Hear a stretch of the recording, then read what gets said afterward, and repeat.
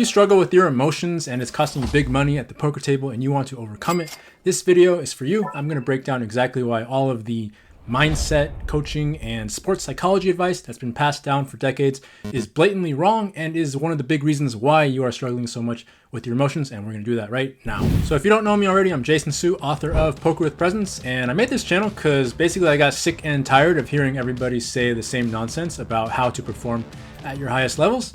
Figure out that nobody actually knows what they're doing out there, and apparently I'm the only one that's right. So I'm going to pass that information on to you through this channel. Today I'm going to talk about the number one thing that people get wrong, which is, are emotions bad and how to deal with emotions? And once you understand these principles that I'm going to outline for you today, you should have a much better idea of how to deal with all the ups and downs that come with poker. So let's get into it now.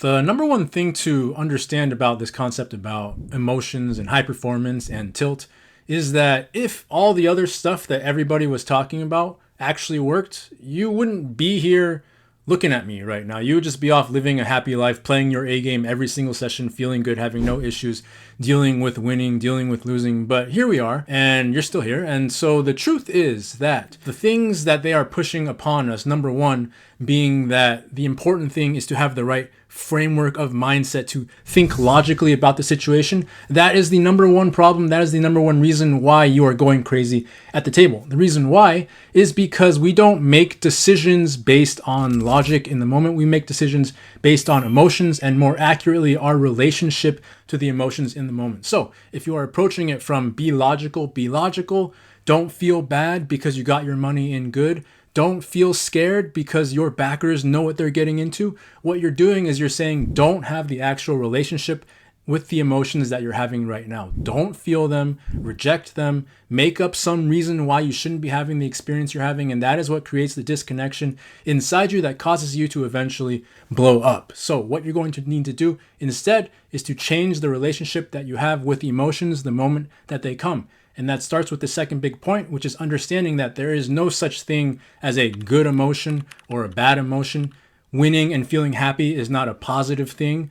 Losing and feeling bad is not a negative thing. It's all because of the way that you're able to either accept the emotion or not. So if you accept it, you let it in, you feel it, you are present with it all the way through, that's going to create a positive experience. In the same way that when something really sad happens and you let yourself really cry it out, or if something really upsetting happens and you let yourself get completely angry, that feels good. It's cathartic. You feel better afterwards, and so it is a positive experience.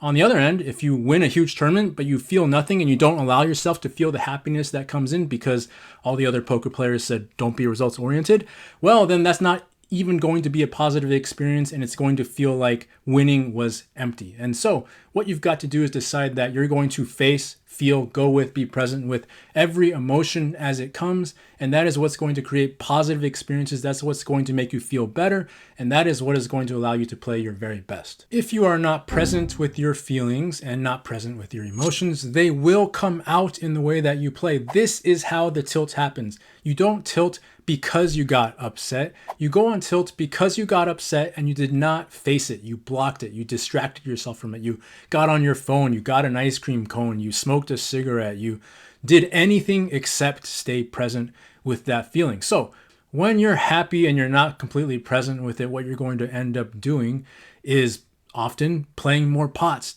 taking more spots than you otherwise would, because you're not actually feeling the happiness, so it's coming out through the way that you play. When you're feeling scared, most people go in one of two directions. Either the fear overwhelms them into running away, leaving games way too soon, even though it's really good and they deep down would rather keep going, or staying, turtling up, not taking all the spots that they normally take, or doing the opposite and letting the fear push them into making a move, a bold bluff, a bold hero call that they otherwise would never make to show that they're not scared. So same deal goes with anger, with sadness. It does not matter what emotion you're feeling. It only matters that you're able to recognize it, stay present with it, and then that connection inside yourself is going to be what allows you to actually play your game rather than letting the emotions play you.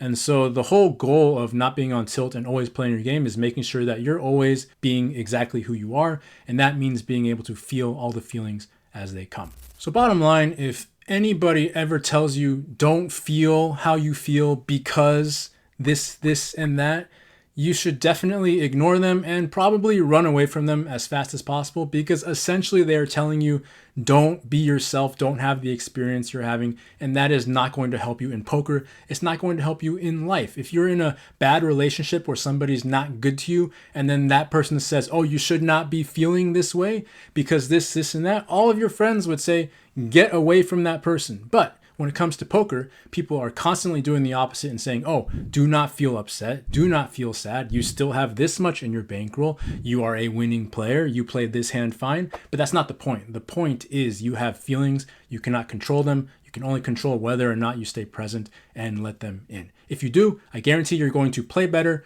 win more money, feel much better before, during, and after all your sessions. And that's what's going to give you the keys to a long and happy poker career. All right, so if you are excited by building a new relationship with your emotions, what I suggest is you go over to my website, pokerwithpresence.com, and you can download some free materials on my website that will give you access to feeling your feelings much more clearly the next time that you play, so that you don't ever have to not know what you're experiencing at the table, so that you don't ever have to run away from your emotions ever again. It will give you the skills to face them, feel them, and play your best right away starting in your very next session. So again, that's pokerwithpresence.com. Go check it out. Thanks for watching, and we'll see you on the next video. I'm going to break down exactly why all the advice that's been passed down from the mindset and sports psychology, Grandpa is figuring out the technology. Don't move. Don't move. Okay, I think we're ready. My camera's mirrored. I'm trying to fix my hair, but like I can't get that's like the wrong hand. All right. I can't do it. Oh my God. All right. Shots fired.